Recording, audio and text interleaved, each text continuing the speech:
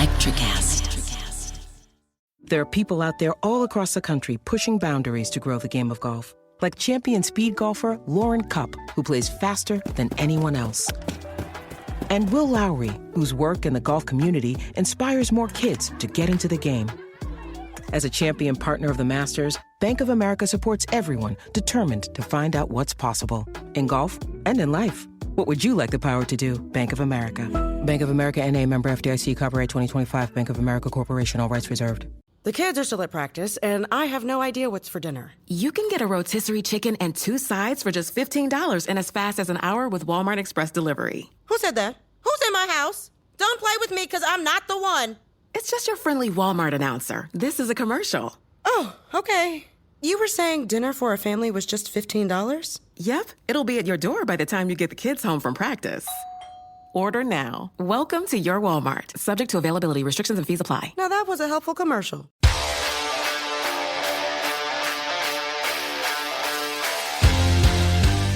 Welcome to Missing the Point. We're going to talk about the Celtics today. We're going to do that thing that we all love to do, but maybe we don't love to do it today. I'm here with some people I've talked about the Celtics with once or twice before, Hollywood Ray Buchanan and the real BK Bob Kelly. What's up, boys? Look, we're just going to do a postmortem on this offseason. It's basically the last time I was with you guys, I think we were celebrating the signing of Brogdon and Gallinari. We were all pretty ecstatic about the exact needs that needed to be filled, making a huge run this coming season, looking like the best team in the East, being the best team in the East, having some solutions for tiredness of our stars coming in Gallinari and Brogdon. And basically everything's just gone from bad to worse since then. The offseason has really been a continual fucking kick in the balls. Every September, for as long as I've been a basketball fan, has been the quietest month of basketball for me. Tell me if you guys think I'm wrong. I think media day, you should just be signing guys out of training camp. You should be releasing guys that you never heard of off the bottom of the roster. You should be, gearing up for media day. Media day for every other team was showing off the slightly different jerseys and joking around with the reporters, but not us this year, which we'll get to that. But let's start off just in chronological order as best we can with the right after we signed Gallo and Brogdon. Gallo obviously goes on international duty and he tears his ACL. It was a few kind of days of like, did he not? And I think we were all sort of like, bet he fucking did. You saw the picture. If you saw the picture, you're like, he fucking did. And I remember, in the Discord, it was, oh, maybe not. I was like, I don't know. So he did. He's not going to be doing anything for us this season. I'm not a doctor, but usually all sports fans know the 3-letter term ACL it equals season. So unless you guys have heard anything different, let's talk about that. What do we do? Ray, I'll go to you first on this. Are you in the camp of fuck it, sign Carmelo Anthony and let's just get some shooting off the bench at the forward position so that Tatum doesn't have to play as many minutes and he's not as exhausted? Or are you in the let's work with what we have, let's get Grant Williams a few more minutes? What do you think we should do? So I've been back and forth. Honestly, I think that Carmelo Anthony is someone that has been wanted by people in the organization for a few years, and I think Danny didn't want him while he was here, so they kind of went back and forth between him and Brad and Mike Zarin and Steve Pagliuca. So I think he would be a great addition here if someone that can get you still 15 a night off the bench. I think that he had many great moments in LA, but it got lost in the shuffle because they went 33 and 49.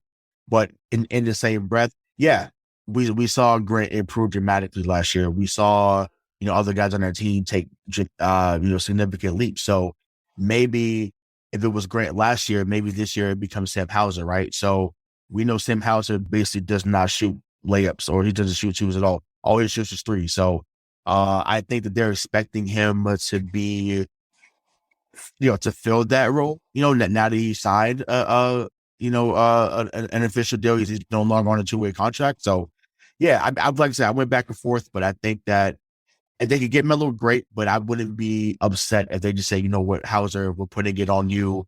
Let's just see where you go with it.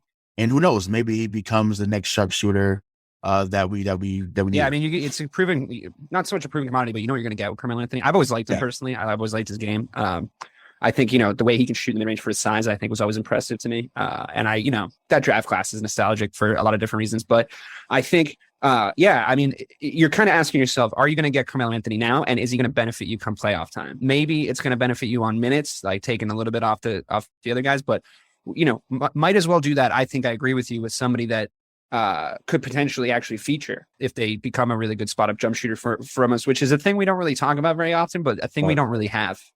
We have good 3-point shooters, but guys that can find a spot and hit consistently when they're open, I think is something that was a feture of the 08 Celtics championship run. That like we had like 3 guys basically where if they were in a spot and they were open, it was going in. And I think a one tool job is fine to have on your bench at some point. And I think it's okay to try to get somebody to practice becoming that. Bobby, where you stand on this whole Carmelo Anthony potentially, or some other forward maybe that I'm not thinking of, because we wanted Danilo to come in and shoot threes, right? We want him to come in and shoot, be tall, be a presence. We weren't going to ask him to play a ton of crazy defense. I don't feel like it's not really his game. Obviously, he was the best case scenario at the forward position to back up Tatum, like bring something a little bit different onto the floor, but we don't have that anymore. So what do you think we should do? Yeah, no, well, I don't know if it's Carmelo, but when you look back at what was our biggest problem coming into this offseason, it was that stretch 3-4 spot where it was so obvious that these dudes just didn't have any legs by the ends of that series. And that's exactly what Gallo was supposed to do. And he wasn't brought here to play defense. He wasn't brought here to bring those intangibles that like we love so much on this team. He was brought here to spell offensive minutes for Jayson Tatum and Jaylen Brown. So if you're asking me, do you think they need to bring someone in? 100%, man. I think it's crazy they haven't yet to this point. What about Ray's point about maybe just getting some, like the Hausers of the world, some minutes? I mean, listen, if Hauser can come in and prove that he can fill those minutes with significant NBA level ball, 100%. But we haven't seen that yet from him. So that unknown for such a vital spot on this team, like out of everything else coming into this offseason, to me, that was priority number one. You could talk about the guards, you can talk about all this stuff, but getting depth at that 3-4 position was 100% my priority number one coming into this offseason. So the fact that we lost that depth that we got and haven't done anything to replace it and are going to continue to rely on what we have in-house, these things that in the past haven't shown us can do the job. I just think it'd be good to have that insurance policy of Carmelo coming off the bench or someone who's established that can sit here and give you, listen, I'm not asking for 25 minutes a game. I'm asking for 15 legitimate minutes on a basketball court. And I just don't have the faith that Sam Hauser can do that consistently to where he's coming in and we're not like, God damn it. Like, can you please get Tatum back on the court? Yeah. And that was like the biggest thing to me. It was like that goddamn it moment. We need our guy back on the court. Yeah. You need to have minutes filling in there that just you don't know. You're always going to notice Tatum being off the court, but like where you're not significantly taking your level of play down a notch when he's off the court. Well, that's the thing, right? I think we've seen Carmelo Anthony perform at the highest level. So, I know he's only been to one conference finals, but he's been to the playoffs. I think he'll lose 10 out of his 19 years so far in the league. So, he's no stranger to postseason performance. I will say, remember, coming into last season, we were not on the Grant Williams hype train. We weren't. We wanted him out of the year. We were looking at different scenarios, every way possible to get him out of town. I still think he's a fucking dork. Right. Yeah, exactly. And Brogdon even admitted it within 2 minutes of being on the Celtics. Exactly. Right. Facts. This guy talks a lot. Right. He talks a lot, but good player, right? So he's now become more of a staple in the offense, right? So that's once again, that's the hope with Hauser or anyone else that comes along this year. I agree with you, and I do see your point. But just before you leave the Grant Williams thing, I just want to make the point of like I feel like Gallinari came in specifically because Grant Williams went the way of the fucking dodo towards the end of the finals. Like I think Ime, who obviously will come on to talk about a little later, and Brad were a little bit like, Danilo Gallinari is just like gonna still be hitting shots in Game 6 of the finals. Like he just is. So let's bring him in. I think that's fair. That's a fair assessment to make. I think obviously with Gallinari being the vet that he has been in the league 13, 14 years. Once again, we remember what he was in Denver, even when he was in New York as well. And he is someone that can get, he was a lesser version of Peja Stojakovic, right? Yeah. And obviously, we see Peja was an all-star in this league, someone that can knock down the three. So yeah, of course, I was excited as a fan to see. Now I wasn't excited initially because I was like, man, I couldn't believe that, that's all it took for Atlanta to get DeJounte Murray was only trade Gallinari the deal. I was like, wait a minute, like we could have done that. We could have gotten DeJounte Murray at the time. So that was my initial response. But once I realized that we got him on the cheap, and I thought he was going to be someone that was going to be not just effective but efficient for us off the bench, that piqued my interest and increased my excitement. But back to the Melo point I was making. He, like I said, he's proven in the playoffs. Yes, I know he has not gotten to an NBA Finals, so I know those that listen to this will say, "Oh, he's never won this, he's never won that." Offensively, he is one of the greatest talents this league 100%. has ever seen, and even at age 37, or he might be 38 now, he's going to be able to shoot a basketball forever. Right? Though. No, yeah, shoot a basketball, but his first step is still quicker than most, even at age 38. Like his footwork is unreal. Like I didn't realize how good his footwork was until I remember just watching a video on YouTube, and I was like, yeah, he still knows how to create separation. Like I said, the mid-range game is there. Once again, that's like you just alluded to a few minutes ago. Like that's a lost art in the NBA. Like I love it. We praise to Sean Livingston. We give praise to Rip Hamilton. We give praise to DeMar DeRozan now, who's probably the best in the game when it comes to mid-range shooting now. But Kevin Garnett. Yeah, Melo was still in that mold, man. So yes, I'm talking myself into it as we do this segment. But I will also say, I would love for that to happen though. Well, I will also say to your Sam Hauser point, like if you were able to set up two cameras, like inside Sam Hauser's brain, one inside Sam Hauser's brain and one inside Melo's, one would look like it was going in fast forward and one would look like it was going in slow motion when playing in an NBA game. So are we at the point still as a team, and I'll use this as the question to transition, where the Sam Hausers of the world are on the court for us getting good at basketball? I don't know if that's the kind of team that we need to kind of be at this point. I think you better be able to fucking play when you come in and play for the Boston Celtics. Listen, now. I just don't want to get to a point where we were 2 years ago, right? Where we're looking at a court in crunch time of a basketball game that we need to win. Yeah. And Sam Hauser is out there just devouring minutes from us. Yeah.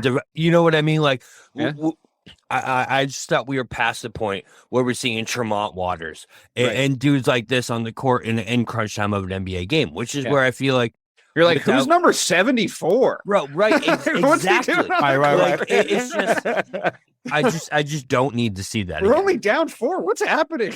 Yeah, it's like guys are just gassed. As long as we're not bringing out guys like Vitor Faverani and Yuji Datome, I'm good. So Sam Hauser is a step above that, Bobby. I feel you. I'm with you. Well, you watch Carmelo Anthony come on the court, you gotta be like, fuck, like who's gonna get Melo? He could be in the closer lineup. Yeah, imagine that where it's okay. You got to give him the ball, and then great. I don't know if he's still commanding a double team at this age of his career, but the fact that you have to respect the jump shot, right, and then, that's someone that just go. On a given night, because he's still showing when he was in Portland. Totally. And, on a given night, he's going to give you 25. And also, like, if he, and this is a hypothetical, and we'll move on from this now because we do have a tendency to get carried away about the fantasy of signing certain players when when we do this. But I'll move on after this. There's a world where Carmelo Anthony comes out in Game 5 of the finals and he hits 3 shots, and the Warriors have to be like, "Fuck, okay, Draymond, you got to go on Melo," and Ime just goes like, "Jog him around, dude, run him around." Go baseline to baseline, go for, come set a little screen, like move this way. And it's like, he's your problem now, So that opens, if you can get a guy like that to come on the court and you have to start worrying about him, even if he ends the night with 6 points and 2 rebounds, you still affected the game plan of the other team to the point where now instead of Jayson Tatum ending the night with 14 points, he's got 26.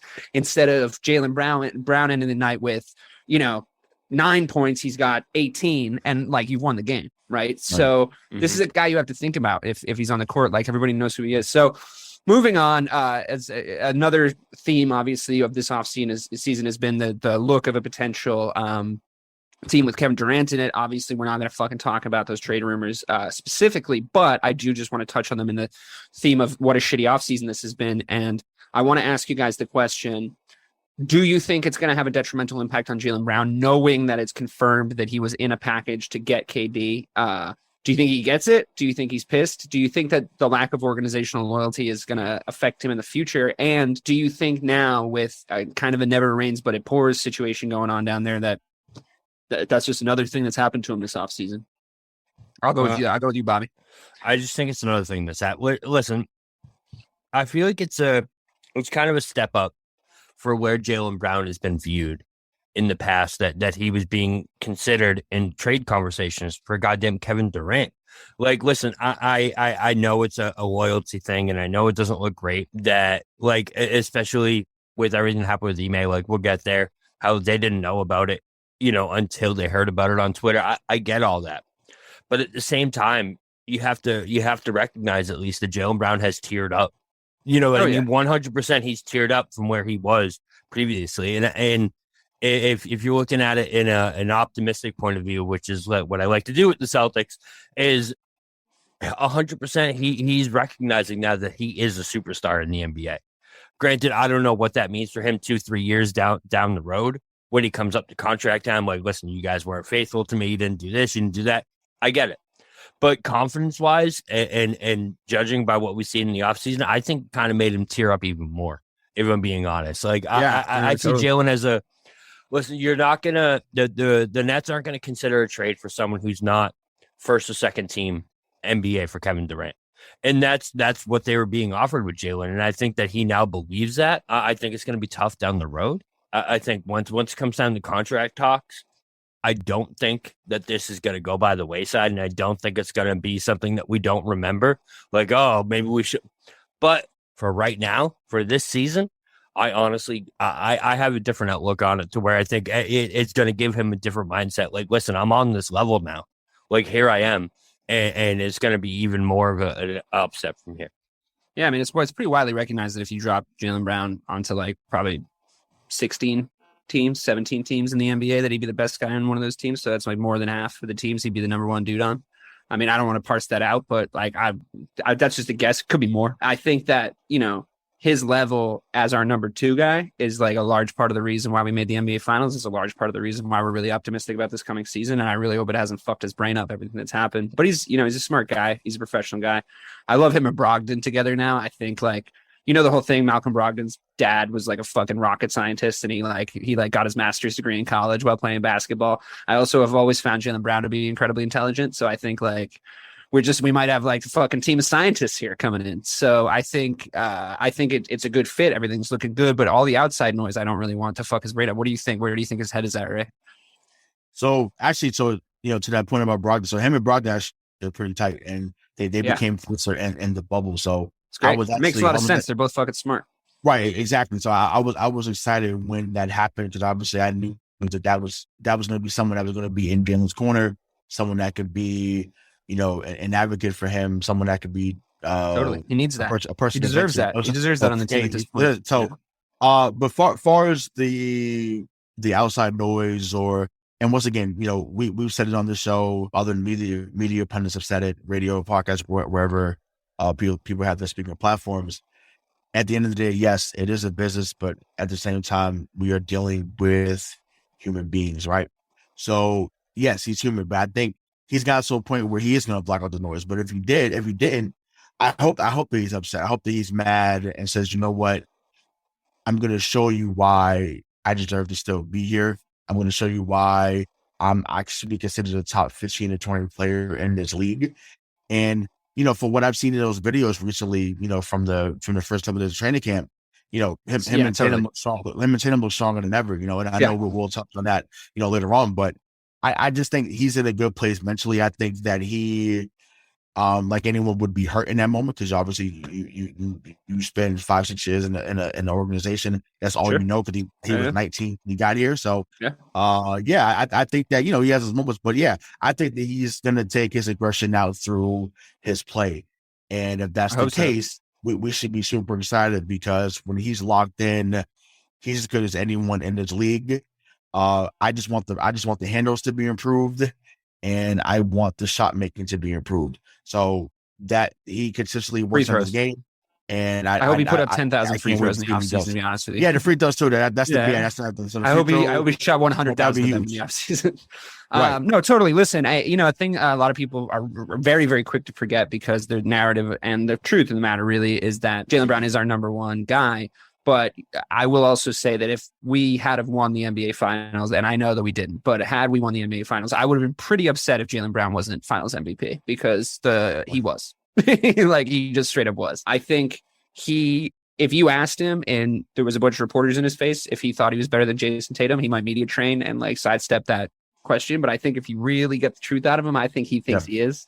And I think every elite athlete should have the mentality that they're the best player on the floor. But I think that he thinks that he is the best player on the floor. And sometimes he is the best player on the floor. Yeah. So I love having him on the team. I've always really liked his mentality and his personality. And I love his game. And I agree with you on the stuff that needs to improve. And I think the reason why we all kind of gravitate towards saying Tatum is the number one player is because he doesn't have any holes like that. I think he has stuff that he adds to his game every year where it's like, oh, he can do this now. That's great. But he doesn't have anything super glaring like some of the things that Jaylen Brown has. And it's not a huge criticism. I still think he's better than, or 90% of the NBA. But I think, the handles, the free throws, the shots late in games. I think those hot starts are great, but I would love to see that kind of performance be consistent throughout a game, which I think is totally possible and doable. But I hope he has blocked out the noise, and I think we'll see.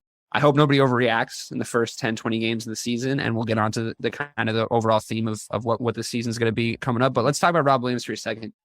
Yep. Obviously, it's a big frame to be jumping up and down on that knee. And obviously, I respect the gangster coming in and being like, fuck it, I'm playing in the finals. I do. I mean, he's got a dog in him to that degree, and I enjoy that. I really liked his answer to the question of like, do you regret playing in the finals in the postseason last season because your knee wasn't 100%, and now you're out for longer? And he was like, I played the fucking NBA Finals, dude. I was like, yes, right. That is the answer. Like, you're a fucking hooper. You want to go and you want to fucking play the NBA Finals. That's what's up, right? So he clearly wasn't at 100%. My first reaction when I heard about his knee getting scoped out and like all that stuff in the initial 4 to 6 weeks was like, great. Like, let's get it 100% healthy. Let's get him 100% healthy.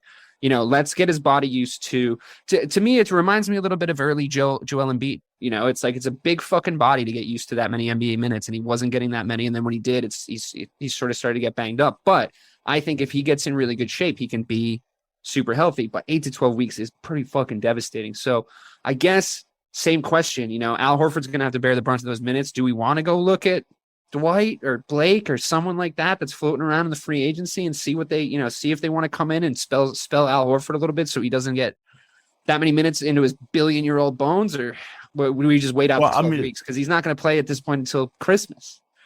Right, but remember when I brought up Dwight over the summer, y'all was like, I don't know. But I was like, we're not talking. We don't need Orlando Dwight. I mean, granted, that was the case. I mean, we win the championship. We'll take Orlando Dwight. Yeah, we'll take Orlando Dwight, obviously. But it's like you're talking 10 to 15 minutes, and Dwight Howard, you step in shape. You can say about him being goofy. The man stays in shape. Like the dude, he does. I like the new version of Dwight. 6'10", 6'11", 265. Like the dude's been chiseled since he got out. Team out of Southwest Atlanta. Like, dude, it's crazy. So he can still give 10 to 15 minutes tonight. He's going to be a defensive presence.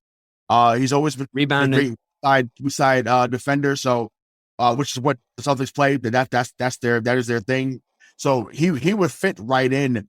I've heard obviously people still are enamored with Boogie Cousins, and I get it because you think about what he was in Sacramento. You remember? I am a little still enamored with Boogie Cousins. Me too. I get footwork. It. Like, that guy's got footwork. Remember when he was in New Orleans, and it's like, oh my god, like his passing, the scoring. But it's like, I don't know if. I mean, granted, if you're saying 15 to 20 minutes a night, okay. I mean, I wouldn't be mad at that either. No, I don't want Boogie on the Celtics. Okay, we've had enough fucking emotional trauma on the Celtics. It's not worth the risk. You got to mitigate that. Well, maybe once again, but if we're not expecting him to be once again what he was in other places, once again, just give me 15 to 20 minutes a night. And I think that him being 32 now, meaning Boogie Cousins, like I don't think that he's the same volatile guy. Because we haven't seen too much stuff happen with him lately when he's played with. Yeah, but is he State fully or even committed LA. though? Like, he's definitely matured. But is he as a fully player and as a committed though? Because person. I feel like if he isn't, then and he's on this Celtics team, there's guys that are going to want to fucking rip his head off. You know, I think him and Smart would be great. I think him and Smart would be phenomenal. I think they would be able to hold each other in check. Like I think that would be awesome to see. But those are the two names that I think about. I know we talked about Willie Cauley-Stein over the summer too. Like I think he got signed or somewhere. But those are. But I mean, Boogie and Dwight should be at the top of people's list. sure. And once again, drop a name in the comments as you watch this, or we listen, on wherever you listen to the podcast. But those are two names that should be at the top of people's list. You can't hate a veteran presence. No, not at all. And like it'd be really weird to watch the Celtics with Carmelo Anthony and fucking Dwight Howard running around out there. But I mean, 19-year-old me would be pumped. 2K13, bro, all the way.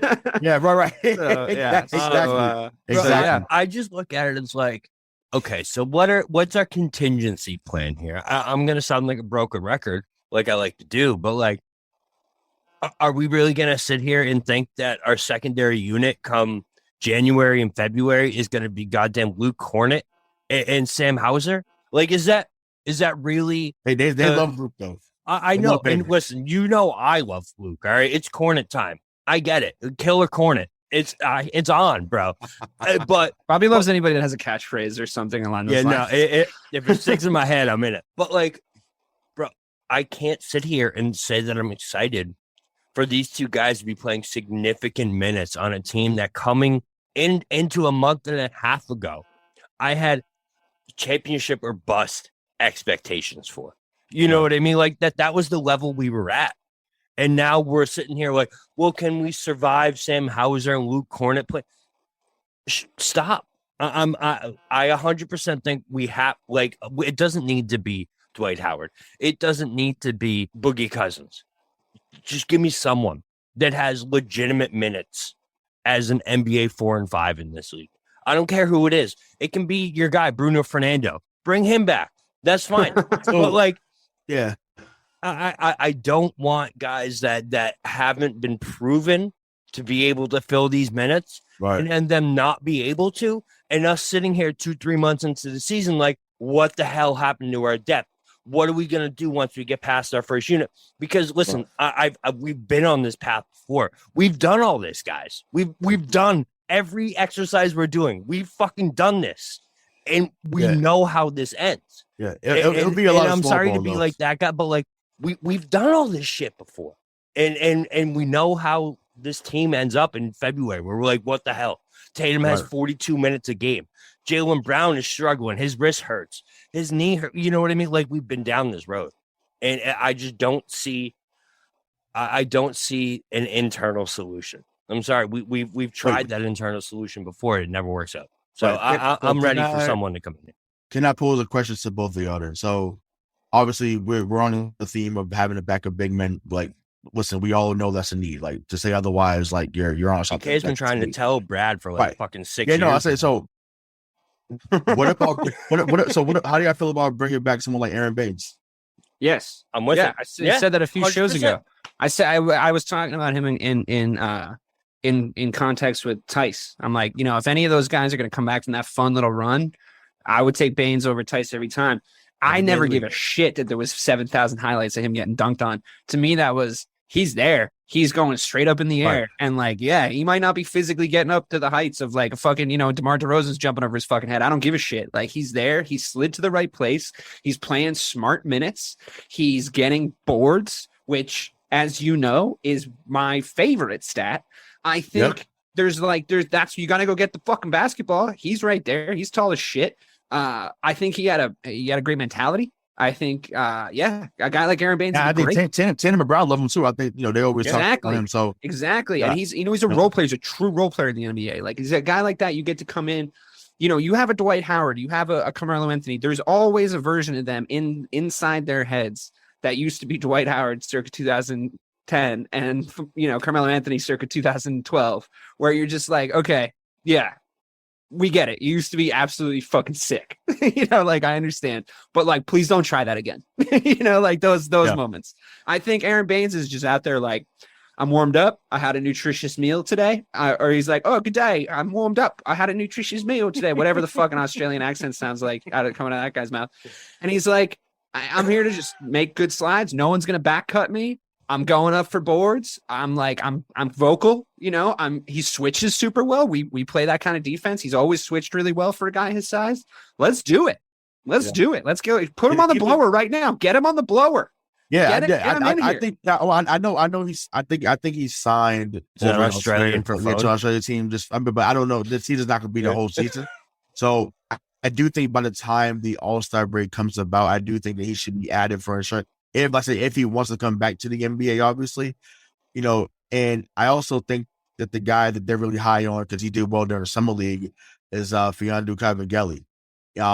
He's not. We talked about him in the summer league. Yeah, we talked about the summer league show. I think that he's someone that's gonna be pleasing to watch during the preseason. I think fans are gonna be. Well, they already were on the hype train seeing him in the summer league. So I think that if he has another great showing or showings during the preseason, then people are gonna be like, look, like he needs to find a way to get 8 to 12 minutes on the floor.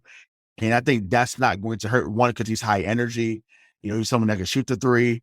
And, he's another able body out there that can do, some work. Dave was the fourth. I think me and Dave were the first ones that talked about Trevion Williams, the kid from Purdue that they ended up getting undrafted. I personally think that, maybe you keep him as a third or fourth big. Once again, if he shows that, he has to get into shape. But once again, from a passing perspective, and I said this on the show over the summer, the dude is NBA ready as a passer. His vision is pro ready right now. But he has to get the conditioning ready. He has to make sure that he understands the sets that they're calling under Joe Mazzulla. So I just think, to me, those are two names that may come up. But I'm with you, Bobby. I understand that when you're banking on first and second year players to be key contributors, it was different with Tatum and Brown, right? Like they were both the number 3 picks. They, even Jaylen Brown wasn't the guy that he was going to be a second year when Tatum got there. Like Tatum showed in the summer league he was an NBA scorer right away, and he just needed time to flourish. And once he did, they went crazy in that 2018 playoff run. So, like I said, there's a lot of room for growth with the current roster. But like I said, we keep reiterating this point, and we will until they do something. You have to add something in order. I know they want flexibility. I get that. But the flexibility, damn that right now financially. You need to figure it out. They'll come on veterans minimum. So whether it's like 2.4, 2.5 million, if you need to cut them later on, fine, do so. But to send a message to the locker room, say, despite the turmoil, despite what's going on around us, we are still on par for banner 18. We are still looking to get the job done. End of story. Yeah. And it's so also to kind of circle back to Rob Williams is like, listen, I love what he did for us. I love the grit he showed. What he did to get us to Game 6 in the NBA Finals. Because without him, we don't get that far. 100% without him playing through that injury. But this is a guy that has an injury past. This isn't someone that like had an injury last year and played through it last year. This guy has been playing through injury, has been injured almost every single season of his NBA career. Has he had one season where he's healthy beginning to end? I don't think so. So it's not a matter of if, but when with Robert Williams, in my opinion. Every single season, he's going to get dinged up. You need to have depth at that 4 and 5 position. You have to. Because right now, like you guys said, the depth is Al Horford and Luke Kornet. And so, also, there's a world where Al Horford falls off a fucking cliff this season. 100%. And I hope that doesn't happen, but there's a world where it does. No, I wanted to touch on that too, because the reason why Al was so good last year was because he was fresh from the year before. You know what I mean? He didn't play with Oklahoma City. He took fucking 6-7 months off. Yeah. This dude just played his heart out. Yeah. All the way to Game 6 even during the season last year, there was some moments where people was like, okay, he's 35. Like you could see his knees hurting. And then we got to the postseason and we was like, oh, this is 2016 now. Yeah. Because he shows up when it matters. Like people can say what he want, but what the man, I don't think the man, well, I mean, obviously he didn't make it OKC because he wasn't playing and they wanted a team. I don't think he's missed the playoffs when he's played full time. He hasn't missed the playoffs. That's not a coincidence. Like those Atlanta teams never made it out of the first round once, though. At least it was with us. Oh no, I mean sure, but they were going to be in the mix at least in the top 8, top 4 times. No, totally. You know, so yeah, so I to me, it depends on what they're going to ask of Al Horford. I think that he can wrap it up when he needs to. Obviously, I just hope that they're not going to ask a lot of them though without Rob Williams. If Rob Williams isn't there, you're asking too much of Al. Yeah. And you can't rely on someone that old. What's the starting lineup then? What's the starting lineup? Without Rob? I mean, right now. To me, Al, Tatum. Brogdon slots right in, which I said at the 6-man talk was fucking propaganda a while ago. And he's I know the 2 now, right? Yeah, he's the 2. He's the 2, right? So but he's the 2 because Rob is hurt, not because I'm telling you, he's going to be off the bench. He's not going to be starting all the time. I'm telling you that. I don't want to. I hate the burst of bubble PK. He's not going to start all the time. He's going to start. I don't know, man.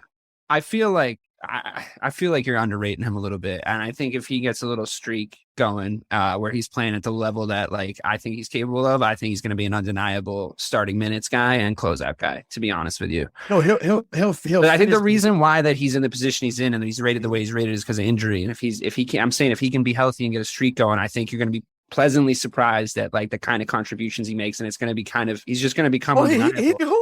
No, I mean, listen. We the 3 of us talk basketball better than most, so I'm not worried. I'm not worried about his play. I'm just saying I know that was their thought process. He said it. But I'm saying, well, maybe they go small then. You know, like instead of putting that load management. But that load management on, that's what I mean. They don't have a choice. The first 8 to 12 weeks is 2 to 3 months of the season. So but we played our best basketball with a double big formation. We played our best basketball in the playoffs with a double big formation. We cannot do that right now. So do you think? Oh, go ahead. No, I mean, I was going to ask, like, what, like, you know, we have to change the look of our team without Rob Williams in there. And I agree with Bobby on the sense that, like, the contingency plan not being there and the fact that he does get injured as much as he does. Yeah, it means it's like, well, okay, so you guys are gonna need to know how to play 2 different kinds of basketball, you know. Right. Which is personally, I think though, and I haven't heard this anywhere. This is just something I just thought of because they did it last year, but the year before at times too. Don't be surprised if Grant's at the 4. Sure, I know that that's a small lineup. Some people may hear somebody always Rayshaw's out of his mind. That's cool. And sometimes I am. I wouldn't be surprised if Grant's at the 4. But that's a small lineup, right? That's what we're saying. It is. But I'm saying, what happened? Yeah. So excuse me, if I could talk for a second. Putting Al at the 5, Grant at the 4, you know, and then you have a bigger lineup where it's Smart and Brown is your backcourt, Tatum's your 3, and then you're a little positionless at that point, though, right? Right. So I get it, and I think that's a great lineup against some teams because I think that lineup could blow some teams out. But what the hell are the Boston Celtics going to do against the Philadelphia 76ers, against the Bucks, against the Heat, against the Nuggets? We always find a way to beat the Sixers. I'm not worried about that. Well, all right, yeah. So but like against these teams that have these 5s, man, like there literally is. It's not even like a bad contingency plan. There isn't one. You're telling me you're going to rely on Al Horford, who is 38 years old. The difference between what Bam looked like when Rob was healthy and playing and what Bam looks like when he wasn't, you know what I mean? Like it's a whole different team. When you got to worry about him, you know.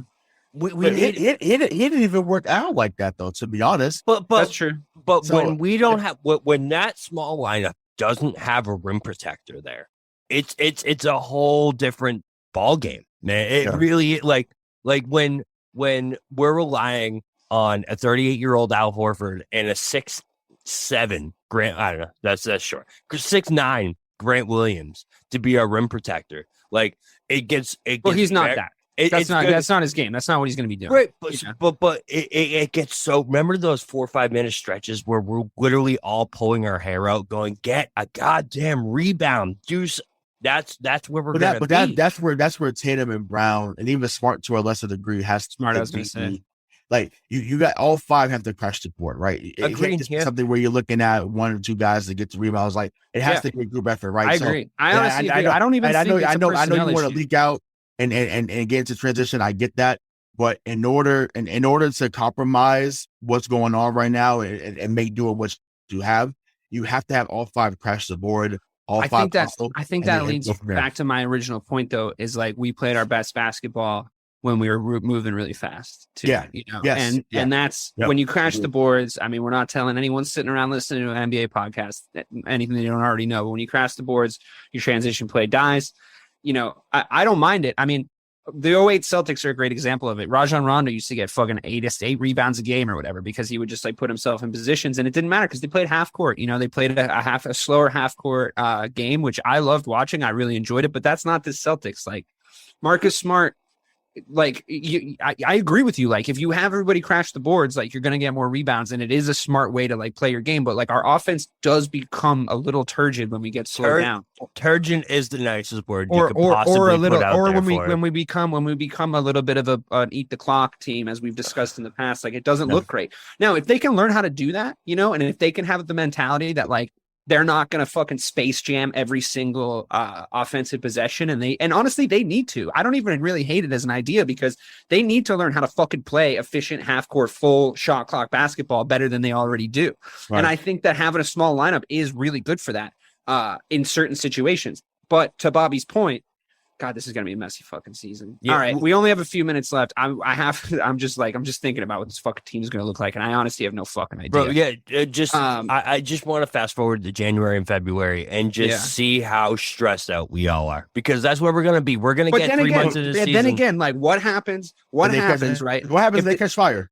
Yeah, that's what I mean. That's literally what I was about to say. Like, what happens if Jayson Tatum still has another post All-Star break fucking level up in him and he becomes arguably a top 2 player in the fucking NBA, you know what I mean? Like, and he just goes insane. What happens if Jaylen Brown comes out and he's playing just out of his fucking mind every single game, and it just doesn't matter at that point? That new jump shot, but then it just doesn't matter at that point, you know. Then you're not talking about double bigs, and you're not talking about transition and small ball. You're talking about like doesn't matter. Jaylen and Jayson both have 40. End of game. Like, you know what I mean? So like, I don't know. If we remember, so I use this. I know it was a different team because you know there was still KG and the rest of the big dude was there. You know, when they lost to LA in the finals in 2010, they come back. They had some other guys there. I think they had like Jaylen O'Neal. Shaq was there. Yeah. There's some other guys. Jaylen O'Neal was there. All right. That was jumping big 3 centimeters here off the ground trying to get rebound and get 7. Exactly. But that team, you know, I think the year before they get to the finals, they went 50-32. Yeah. They come back the next year. I mean, I know they had to lose to Miami in the second round, obviously, because you know that's when LeBron and them got joined Miami. But that team went 56-26. Like I think people thought, like, okay, is this the end of that era? We looked pretty good in that series. I was say TV Rondo, like there was a lot going on. Oh, yeah, for sure. But what I'm saying is, I think we're either going to get a mix of that, or we could get, you know, a version of the 08-09 Celtics where, I mean, I know they ended up losing to Orlando because KG was out, but that team went 27-2 to start, and they were running through everybody. Oh, yeah. Everybody. That day, at one point, they had won 18 in a row. And I was I said, oh my God. I was like, I had my 82-0 t-shirt ready to go, man. Yeah, no, I know, but I was like, they easily would have went back to back. And once again, I know people say, well, that's for business history. No. The way they were running through everyone at that time, and I was like, they would have went back to back. That's the best start I've ever seen. If KG didn't get hurt, we would have gone back to back. 100%. Yeah, we should have faced LA 3 years in a row. Like that that would have been a great trilogy like that. That would have been phenomenal. So, but needless to say, either we're gonna get a mix of that what we saw in 09, or you know, we'll see what we saw in 2011 where they still won you know, near 60 games. You know, I am a little bit leery of the coach situation. Like I said, I know that's, you know, that's what we're going to talk about last. So go ahead. I'll just ask you guys the questions in these last few minutes we have here. Obviously, we might have seemed like we were beating around the bush slightly, but obviously the worst thing that's happened this off season is Ime Udoka. Are you sure? Is that number one? Pretty sure. Obviously, Ime Udoka was doing some shit he shouldn't have been doing. Look, I mean, you guys did your best to fucking talk about it the week it happened. I know it wasn't an easy thing to talk about when everything was fresh, but we still don't really fucking know anything, to be honest with you. Right. You know, was it consensual? Did weird comments? Blah, blah, blah, blah, blah. Look, here's the deal. I don't think he gets fucking suspended for a year unless he does some fucking shit that the internet will go insane about. I think that the fact that Matt Barnes, of all people, is going like, I was supporting him and then I heard what he did. Oh, no. I'm like, okay, cool, Matt. Thanks, buddy. Yeah, that says a lot. It does. It does. It honestly, quite frankly, said the most. It said the most, if we're being honest. Nothing. Yeah, so agreed. And he's like, I don't think he's ever going to be a coach again in the NBA once it comes out. Like, I'm like, all right, cool, whatever. Yeah. So it is what it is. Obviously, I'm not saying anything all of us don't already know. This is difficult to talk about. It was very upsetting, honestly, when it happened, because I think that I can't even look at you guys when I say this is so fucking awful that this went down like this. And obviously, my heart goes out to anybody that was negatively affected in their life. But just from the perspective of a sports fan, man, you had such a good fucking thing going. God damn it, you had such a good fucking thing going, dude. Like you were at the top of the world, bro. Like the players loved you, the fans loved you. You got a team that nobody expected to 6 games with one of the arguably the best franchise and group of players we've all seen over the last fucking 20 years. Right. Everybody was listening to you. Everybody was marching to the same drum beat. You had bona fide superstars that like obviously loved and respected you, and you were a proven commodity in the NBA. And the one thing you could do to fuck your day up, and my day up, quite frankly, was this. So I don't give a shit. Okay, to be quite honest with you, if you cheat on your wife, if you are not a great person in real life. When you look at sports through the vacuum of just trying to win fucking games, I hope he didn't do anything horribly diabolical that he should be like punished for in real life. But again, we don't know. Yeah. But man, you really fucked up what was supposed to be such a good fucking season for the Boston Celtics. And quite frankly, I'm fucking furious with him. Yeah. So what got me so mad about it is like, I completely agree with you. Listen, I will never sit here and judge a person for mistakes they make in their personal life, cheating on their wife, banging someone that they shouldn't. Yeah. Whatever. If it's consensual, listen, do you and live your life. But at the same time, bro, you were beloved in this town. Listen, you were Ime. I still can't. You don't have to worry about it anymore. Yeah. But Mr. Udoka had his life set in this town. All right, he was going to go down as the face of this regime, of the face of Banner 18 once it comes, because it was coming, and it still might be, but it was coming, and he was going to be the face of that banner, the face of turning these guys into superstars, the face of them taking the next step, and I can't imagine. Listen, I can't imagine the mental. The mental roller coaster that Jayson Tatum and Jaylen Brown must be going through right now, because these guys were seen as like the top players of the game, but they didn't quite have the oomph to get over that next level. Finally get this guy here who takes him to that level, who gets him the respect of the rest of the NBA, who gets him the respect of the hardest sports media, maybe in the country. Finally, Boston's like, finally, we're not going to trade these two. These are our guys. These two and Udoka are going to be the face of this franchise. And then one day they just wake up and all that is fucking gone. And it's just, it's so crazy that he would put everything on the line like he did. But yeah, man, I don't even know. I'm at a loss of I can't remember someone who had so much. Like, can you guys think of another example of someone who had so much, who had all this promise, and it turned this fast? Well, man, as a coach, honestly, no, as a coach, no, but plenty of players. Players, yeah, but look, guys, but not as a coach. Should have fucked with the you're talking about players that are kids, the coach is a different level. Like this, he's in 20s. No, this is grown adults, but I'm saying, but I mean, he's a fully grown adult, though. You know what I mean? Like, really, it's that time to get his fucking shit together on this. It's so different to be. Listen, you guys have been a minion and you've been a mentor. Right. Yeah. You've been in both those roles before. And to be a mentor, like when I'm in that position, I take that shit seriously. Right. And like, you know what I mean? Like you're building up these young men to become like the real men and superstars and transcendent of the game and like all this stuff. And behind closed doors, that's what's happening. Like I just can't imagine. Like that's the perspective I've taken this whole thing is like I can't imagine being Jaylen and Tatum. right? And sitting there and having this guy that you respect so much and has taken you to a different level and has brought you to superstardom. And that's what he was doing behind closed doors. Like, to me, I just think it's such a crossroads in Celtics history of it's also, where we but the go thing from is, here, though, right? And like on that point, and I want to throw this to Ray too.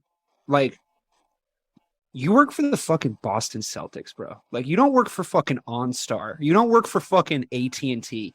You work for the fucking Boston Celtics. Like, have some fucking respect for the franchise, please. Like, better, like, you know, bigger fucking personalities have come in and not done this shit. And honestly, another thing I keep thinking about is like, you know, and I know you said this, something alluded to this in the group chat, Ray, is like, you and I have talked in the past about how in a predominantly African-American sport, coaching positions, front office positions are not regularly handed out at the rate that they should to people that make up so much of the sport, right?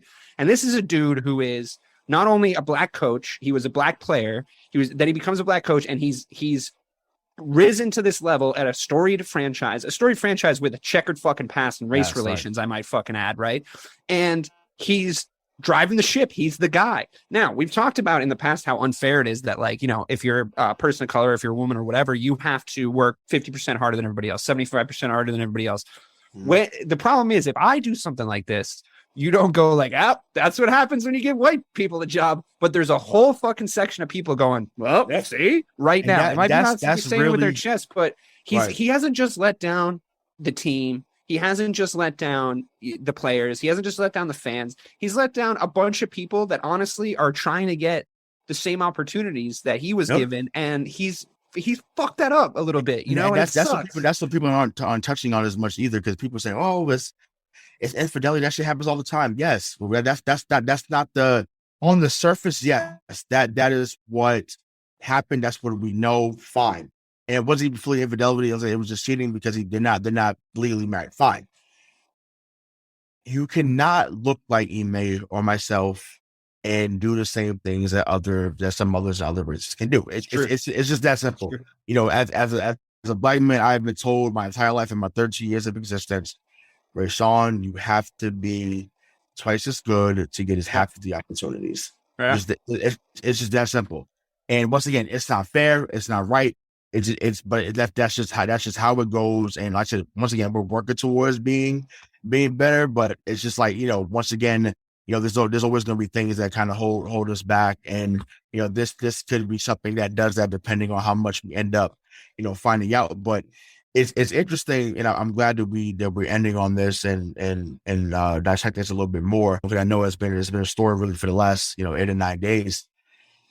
I heard something on the national radio earlier today, and it blew my mind because I didn't think about this until they brought it up.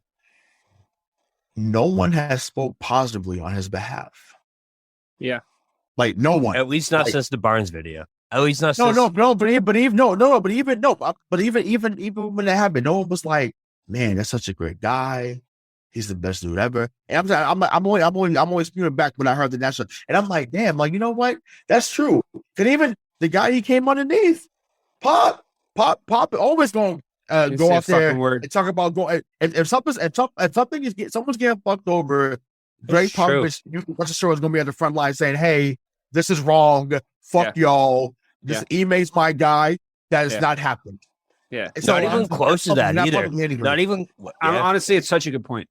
Like, I never fully fed to the wolves, like without any support. That to me is a little more, and like I said, since that national opponent put it out there, that to me is a little more alarming than anything else. And like I said, I'm glad that they gave that perspective, because I didn't even think of it that way. But that is insane to me. That in the 8 or 9 days, once again, not even the players on the team was like, "Oh no, that's something he wouldn't do. He ain't doing nothing like that." And once again, they to me, everybody's got that friend, you know, right? But everyone has a friend, like, you know, like he's your boy, but you know what he gets up to. You're not telling me, and I know what they said. I know they had That's so true, man. Wow. Yeah, but you're not telling me that they didn't know. Yeah. And once again, I'm there. So I'm not always on level 3, which is where the players come in to go to the locker room, but there's a lot of different moving parts on level 3. And so you can always probably see who the individual was or individuals, depending on how much stuff really Sounds ends like up it might have been coming out. individuals. So it might be individuals thing, it might be plural, so that part's unfortunate, but I think, and I get it, a lot of people was like, man, it's not that deep, it's not that serious.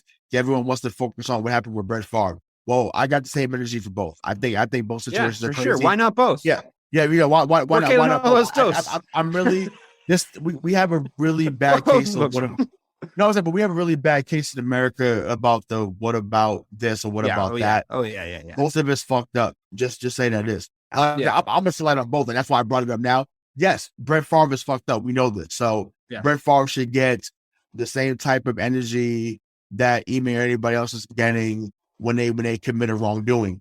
And once again, yes, Bobby, you're right. Shouldn't be judging others, and I'm not. Once again, what he did was messed up. Once again, we're speaking from a fan perspective. We had the winning formula, or what we thought the winning formula was going to be, and then it goes away. And it makes me think about what Rasheed Wallace said when Detroit was on their run, and he said, "If it ain't rough, it ain't right." And that's the only thing I could think of. Got to overcome adversity. Every great team ever is overcome adversity. It can't. This is going to make the 30 for 30 real great. Honestly, I can't think of a better saw that note tweet. It was one of my favorite tweets. I can't think of a better note to end it on because, quite frankly, I agree. I think that this is either going to break them or it's going to make them, and it's an accelerant for sure. So, honestly, if this team comes out and does what it was going to do anyway, then I don't want to hear any shit about their mental fortitude. So, if it ain't rough, what was it? If it ain't rough, it ain't right. If it ain't rough, it ain't right. And on Championship DNA. Championship DNA, baby. And on that note, thanks for tuning in and missing the point for Hollywood Ray Buchanan and for the real BK Bob Kelly and everybody here at MTP. We'll talk to you again soon. Go Celtics.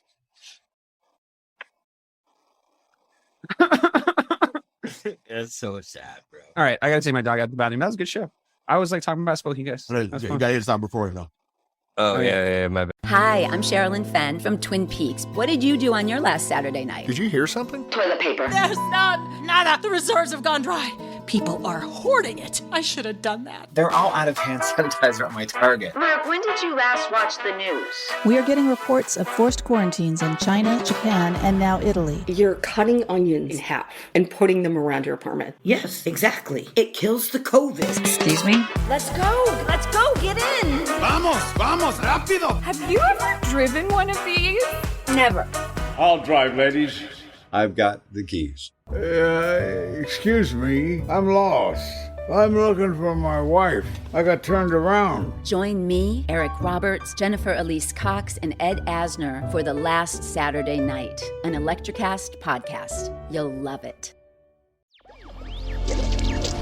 Electrocast. Electrocast.